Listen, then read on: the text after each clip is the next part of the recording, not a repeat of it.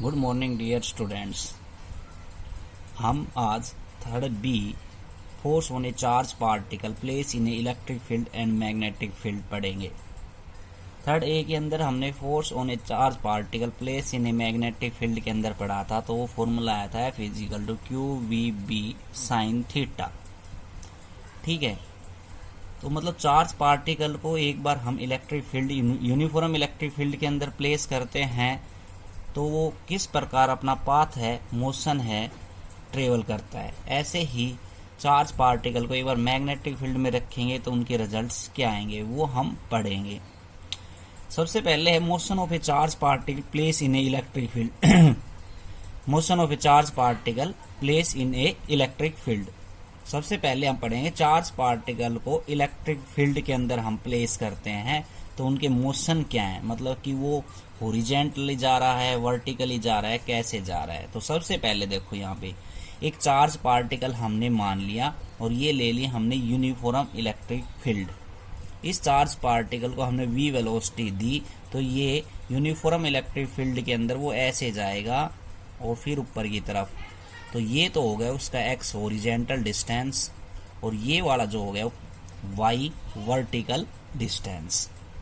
तो let us consider a charge particles perpendicular to uniform electric field. एक charge particle को हमने perpendicularly uniform electric field के अंदर प्लेस किया। x उसका क्या है, हॉरिजॉन्टल डिस्टेंस, y क्या है, वर्टिकल डिस्टेंस, v क्या है उसकी velocity. When the charge particle are moving with velocity v तो it acceleration is given by. अगर चार्ज पार्टिकल को हम v वेलोसिटी देंगे तो ऑब्वियसली एक्सेलरेशन प्रोड्यूस होगा। वो एक्सेलरेशन किसके बराबर होगा, F अपॉन में m।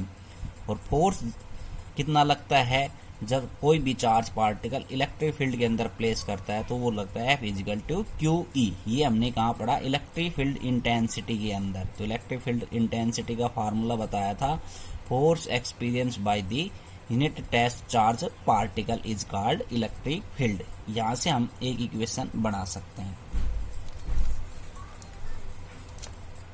After some time t the charge particle strike the screen mn। तो चार्ज पार्टिकल ऐसे गया और एक स्क्रीन पे जाके टकरा गया। स्क्रीन पे जाके तो मोशन अलोंग हॉरिजॉन्टल डायरेक्शन, तो एक बार वो हॉरिजॉन्टली जा रहा है और फिर कैसे जा रहा है, ऊपर की तरफ वर्टिकली। तो अब उसका मोशन निकालेंगे हॉरिजॉन्टली डायरेक्शन।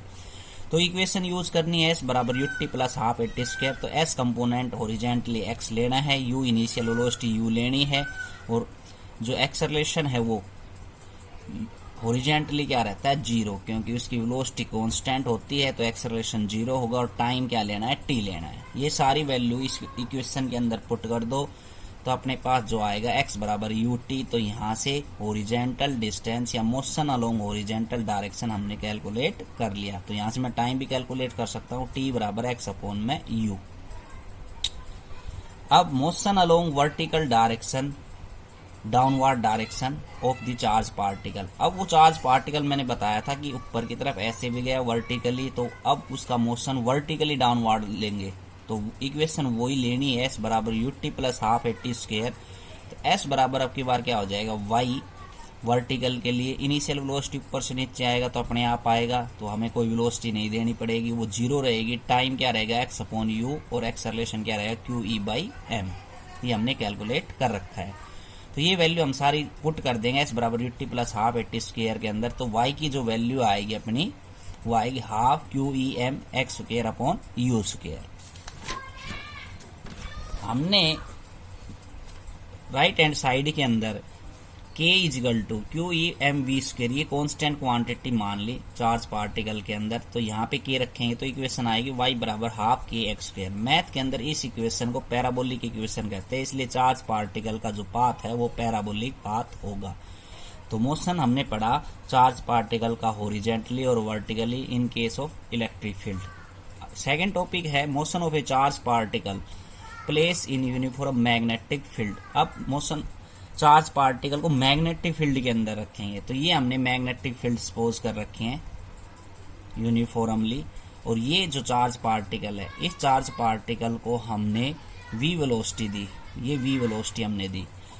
तो चार्ज पार्टिकल को जब v वेलोसिटी देते हैं हम, तो ये मैग्नेटिक फील्ड के अंदर प्लेस हो जाता है।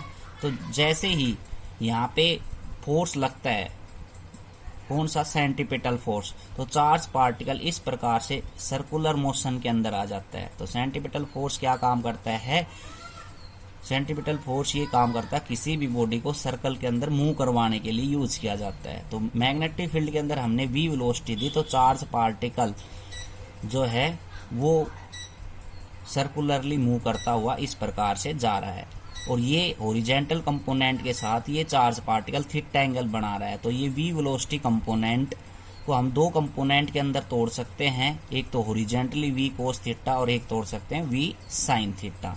ठीक है, इसको हम ले लिया v1 बराबर v sin थीटा, इसको ले लिया v2 बराबर v cos थीटा। तो v कंपोनेंट को दो कंपोनेंट के अंदर तोड़ दिया, एक v1 के अंदर और एक तोड़ दिया v2 के अंदर। तो ये हमारा डायग्राम है, ये सारी बातें हमने लिखवा रखी हैं कि हमने यूनिफॉर्म मैग्नेटिक फील्ड ली, उसमें चार्ज पार्टिकल मूव कर रहा है यूनिफॉर्म मैग्नेटिक फील्ड के अंदर v वेलोसिटी के साथ और थीटा एंगल बना रहा है। तो हम v कंपोनेंट को दो कंपोनेंट के अंदर तोड़ दिया, एक v1 is equal to v sin theta और v2 is equal to v cos theta, horizontal और वर्टिकल डायरेक्शन रेस्पेक्टिवली।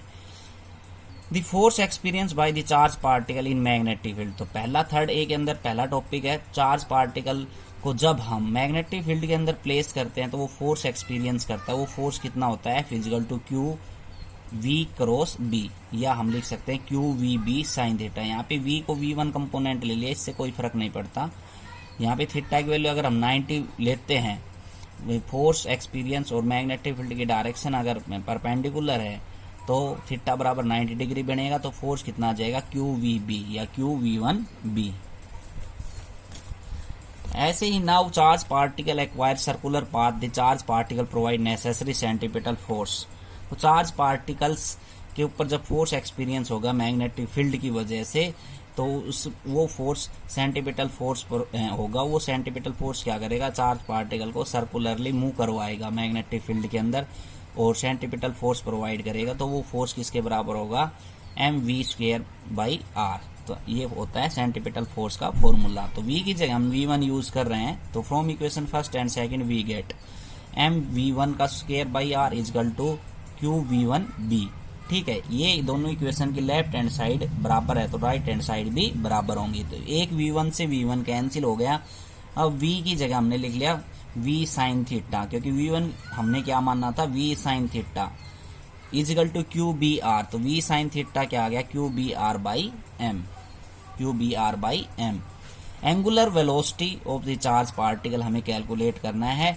तो लीनियर वेलोसिटी और एंगुलर वेलोसिटी में एक रिलेशन होती थी v equal to omega r। तो ओमेगा क्या होगा, v/r। v यहाँ पे क्या है, v sin थीटा है अपॉन में r। ठीक है, तो यहाँ से v sin थीटा हमने कैलकुलेट कर लिया, तो qbr/m। तो v sin थीटा की जगह क्या रख दें, qbr/m। तो r से r कैंसिल, qb अपॉन में m। ओमेगा की वैल्यू क्या आ गई, qb अपॉन m। अगला angular frequency of charge particle निकालना है। तो एंगुलर फ्रीक्वेंसी का जो फार्मूला होता है ओमेगा अपॉन में 2π। ठीक है, या ओमेगा इजगल टू 2π न्यू, ये एंगुलर फ्रीक्वेंसी का फार्मूला होता है। तो न्यू की वैल्यू क्या आ गई, एंगुलर फ्रीक्वेंसी की, ओमेगा की है QB अपॉन में m। तो QB अपॉन में m रख देंगे तो न्यू आ जाएगा QB 2πm।